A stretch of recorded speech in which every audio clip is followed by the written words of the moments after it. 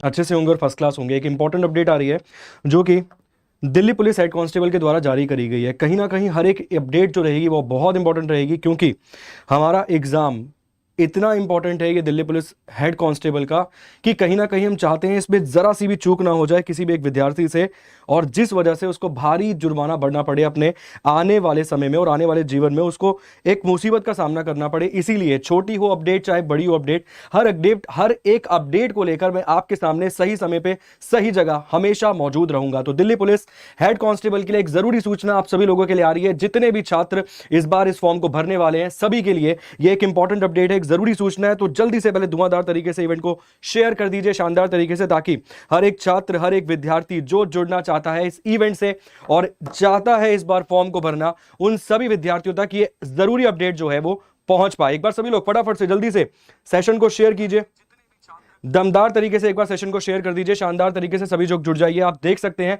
मैंने एसएससी की ऑफिशियल आधिकारिक वेबसाइट को खोल रखा है आप सभी लोगों के सामने। आप देख सकते हैं ये 17 मई का नोटिस है जो दिल्ली पुलिस हेड कांस्टेबल ने जारी किया था कि भाई इस प्रकार से वैकेंसी है, और आज ये नोटिस जारी किया गया है, कॉरिजेंडम जारी करा गया है, जिसमें विभाग के द्वारा सचेत किया गया उन सभी छात्रों को जो एलिजिबल नहीं है।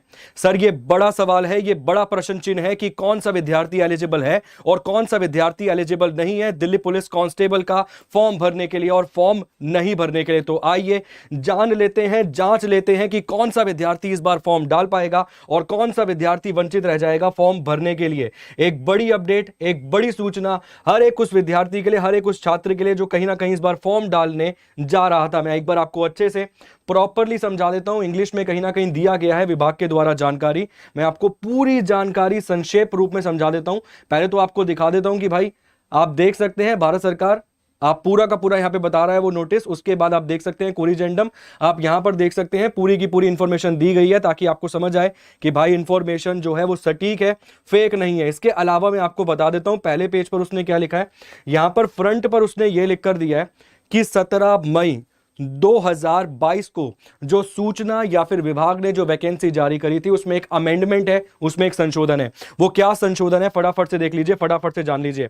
विभाग यहां पर कह रहा है कि जितने हमारे एक्स सर्विसमैन हैं, क्योंकि आप सभी लोग जानते हैं अगर इसमें 10 लाख फॉर्म भरे जाएंगे तो कहीं ना कहीं 1 लाख विद्यार्थी वो होगा जो एक्स सर्विसमैन होगा। तो जितने हमारे एक्स सर्विसमैन हैं उन सभी लोगों के लिए इंपॉर्टेंट अपडेट है, और जो बच्चे फॉर्म भरने जा रहे हैं उनके लिए भी एक इंपॉर्टेंट और जरूरी सूचना है। ध्यान से सुन लीजिए अच्छे से।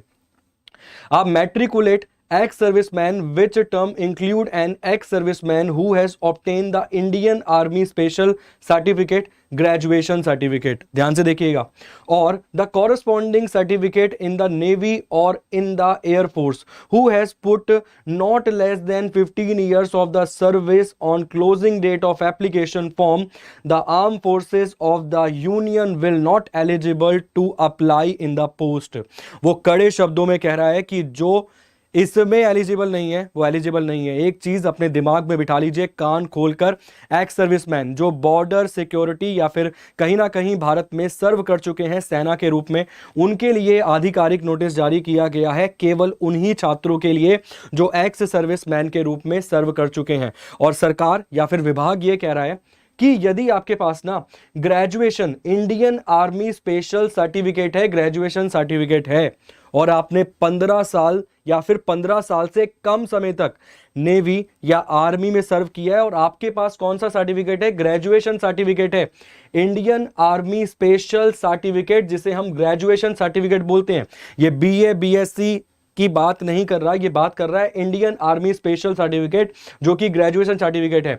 यदि आपके पास ये सर्टिफिकेट है और आपने 15 साल से कम सर्व किया है सेना में, नेवी में, तो आप एलिजिबल नहीं है। यहां पर देख सकते हैं arm forces of the union will not eligible to applying the post या फिर फॉर अप्लाइंग द पोस्ट। वो जब छात्र अप्लाई नहीं कर सकते, वो सभी छात्र का अर्थ है यहां पे जो सेना में सर्व करने वाले छात्र थे, जो सेना से रिटायर होकर आए, कहीं ना कहीं सेना से उन्होंने वीआरएस ले ली या फिर सेना से उन्होंने नौकरी छोड़कर कहीं और जॉब ज्वाइन करने की सोची है।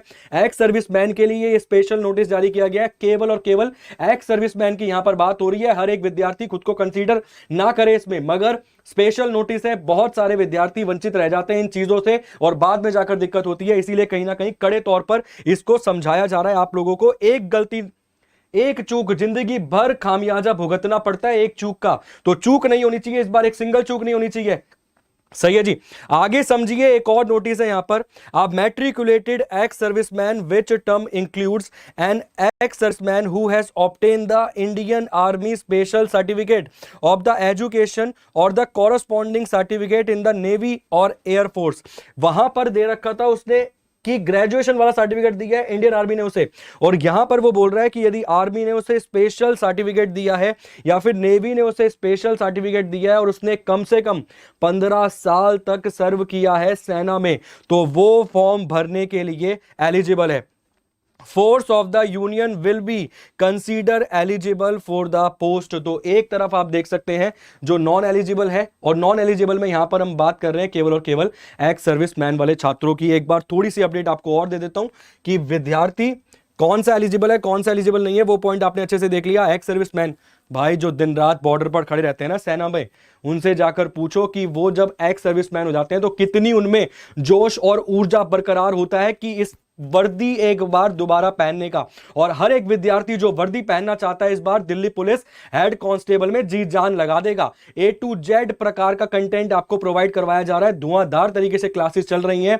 एक एक छोटी से छोटी अपडेट और बड़ी से बड़ी अपडेट की जानकारी आपको सही तरीके से सही समय पर दी जाएगी। थोड़ी सी चीज और बता देता हूं ताकि जो विद्यार्थी कहीं ना कहीं किसी भी कंफ्यूजन में बैठे हैं उनको भी समझ आ जाए ये बात कि भाई बात यहां पर किस चीज की हो रही है और किस चीज से हम संबंधित बात कर रहे हैं। यहां पर बात हो रही है एक्स सर्विसमैन की, यहां पर केवल बात हो रही है सर एक्स सर्विसमैन की। एक्स सर्विसमैन के लिए ही यह नोटिस जारी किया गया है। बाकी जितने विद्यार्थी हैं जिस परिस्थिति में है जैसे हैं, अगर उन्होंने केवल 12th पास कर रखी है, बाकी अगर हम बात करें 12th पास छात्र, जितने भी भारत में 12th पास छात्र हैं वो फॉर्म भर सकते हैं। मेल कैटेगरी के लिए अगर हम बात करें, पुरुषों वाली कैटेगरी के लिए अगर हम बात करें तो 165 सेंटीमीटर यहां पर हाइट मांगी गई है, और फीमेल्स के लिए अगर हम बात करें महिलाओं के लिए तो यहां पर 157 सेंटीमीटर हाइट मांगी गई है। अगर ये क्राइटेरिया आपके पास है, आप 12वीं पास है, 165 सेंटीमीटर आपकी हाइट है पुरुष में, 157 सेंटीमीटर महिला में, तो आप फॉर्म भरने के लिए एलिजिबल है। और इसमें भी आपको दिया जा रहा है SC STs में, और अगर हम बात करें नॉर्थ ईस्ट के जो क्षेत्र रहेंगे उनके लोगों को यहां पर भी